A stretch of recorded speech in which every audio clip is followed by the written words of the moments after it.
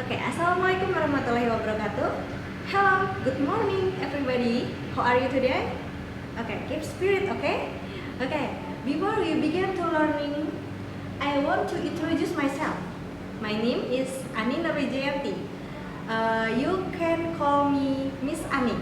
Okay? Okay, before we start to learning, let's pray together. Start. Okay, finish. Yeah. Are you ready to study? Yes, make sure today you are ready to study. Please prepare your book, your pen, open your book. Okay? Okay. Today we will study mathematics about logarithm. Okay? Has anyone ever know about logarithm? Okay, we start from the definition first. Okay? Before we get into definition, I want to remember you. I want to review about the material bentuk, akar, dan pangkat. Do you still remember it? Ada yang masih ingat tentang bentuk, akar, dan pangkat? Oke, jika tidak, saya ingatkan sedikit tentang bentuk, akar, dan pangkat. Oke, perhatikan di sini. Pertama-tama saya tuliskan judulnya dulu ya. Logaritma.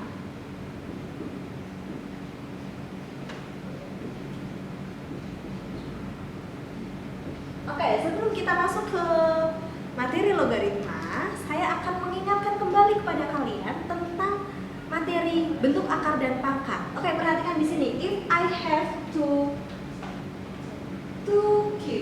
is equal to 8. This operation is bentuk pangkat. Oke, if I have cube root of 8 is equal to 2.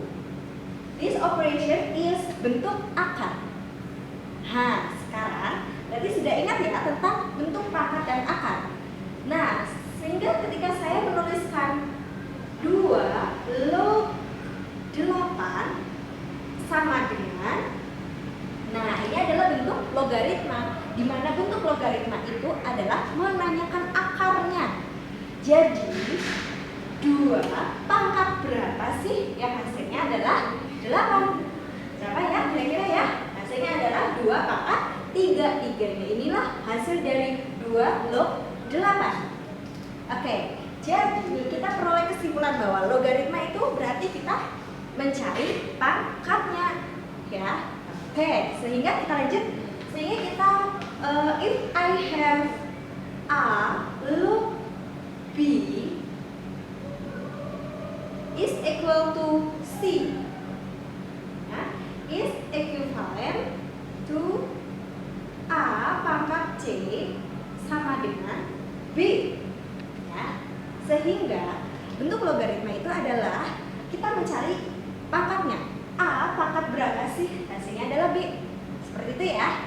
Nah, tapi kita harus memenuhi syaratnya.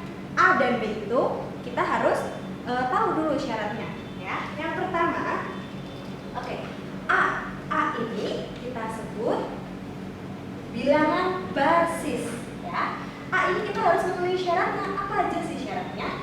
Syarat A itu adalah nilai A haruslah positif.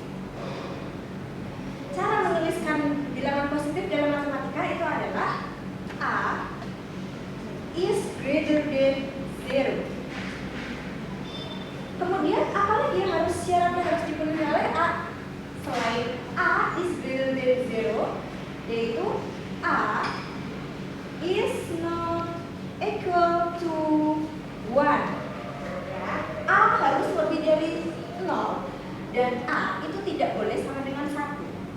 Oke. Kemudian B ini juga harus memenuhi syarat. Syaratnya apa? Kalau B itu cukup mudah. B itu bilangannya harus positif. Bentuk positif dari dalam matematika yaitu B is greater than 0. Nah, 2 syarat ini itu harus terpenuhi dalam logaritma ini ya. A itu kita sebut dengan bilangan basis dan B itu kita sebut dengan numerus. Oke. Lanjutkan tentang logaritma ya, sebelum kita bahas lebih jauh tentang logaritma, kita harus memahami dulu sifat-sifat dasarnya. Ada beberapa sifat terkait dengan logaritma, tetapi saya bagi menjadi 3 bagian penting sifat logaritma itu agar lebih mudah dipahami. Yang pertama, saya sebut dia adalah sifat dasar.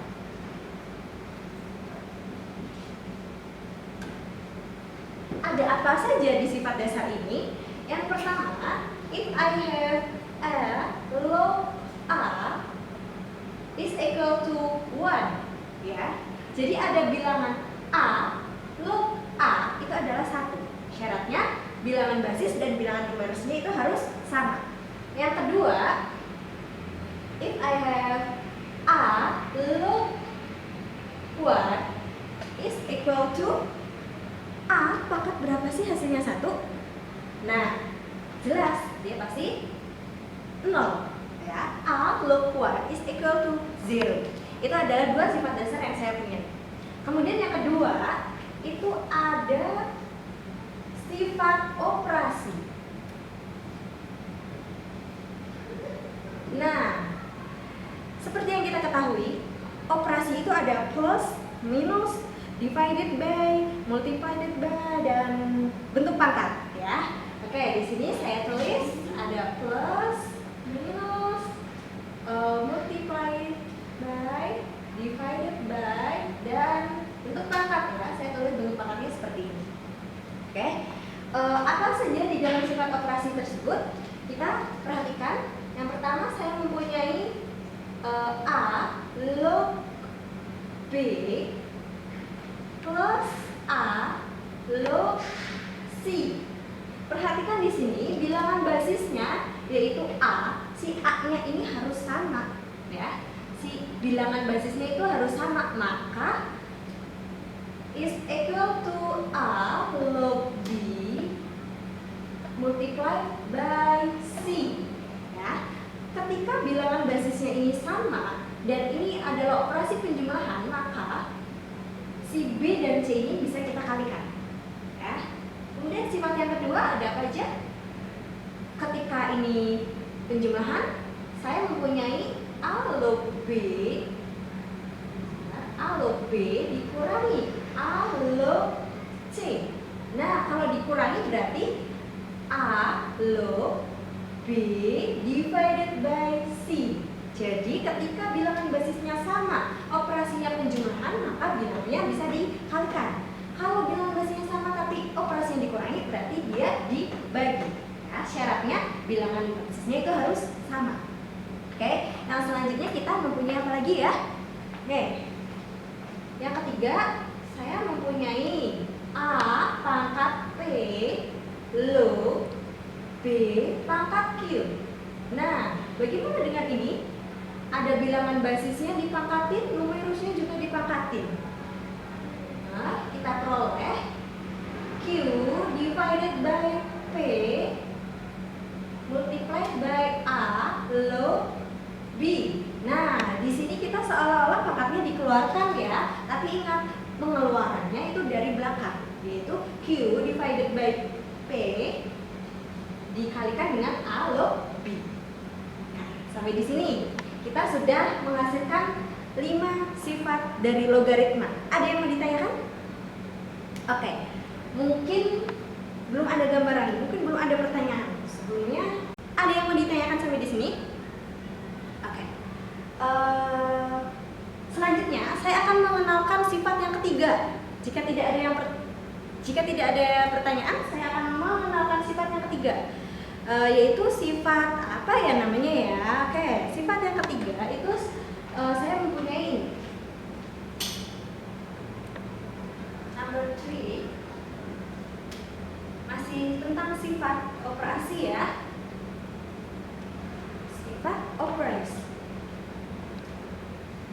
Sifatnya yang pertama yaitu if I have a log b, saya bisa menuliskan 1/b log a. Karena apa? Karena si a-nya ini tidak mau jadi bilangan pokok, ya. Dia pengen jadi numerus. Oke, kita turunkan a-nya di sini. Tapi dengan syarat dia dia menjadi pecahan 1/B log A. Oke. Kemudian ini sifat yang pertama. Yang kedua, jika saya mempunyai A log B, oke, di sini kondisinya si A ini juga tidak mau menjadi basis. Bagaimana caranya? Nah, selain menggunakan ini, kita juga punya. Kalau si A nya tidak mau menjadi basis, berarti log B divided by log A. Oke. Ya, kalau si A-nya ini tidak bisa menjadi basis atau tidak mau menjadi basis, berarti dia harus diturunkan di sini. Oke, sampai di sini yang mau ditanyakan? Oke. Oke, saya ternyata mempunyai satu sifat lagi. I have one more sifat, yaitu if I have A pangkat A log X is equal to X. Oke. Nah, sampai di sini dulu ada yang mau ditanyakan? I think it's enough ya. Oke, bagaimana anak-anak? Cukup mudah ya, very easy. Until here, are there any question? Any question? Okay. If there no question, it means that you are understand about logarithm. So we already have 9 logarithm property ya. 2 property and 3 and 1, 2, 3. 3 property. Okay. 1, 2, 3, 4, 5, 6, 7, 8. Oh, 8 property about logarithm. Okay, to know your understanding, I asking you to work on the practice question on the worksheet. Okay, kalian boleh berdiskusi dengan teman sebangku kalian and collect for me 1 hour. Okay, well, I think it's enough from me. See you for the next lesson. Bye.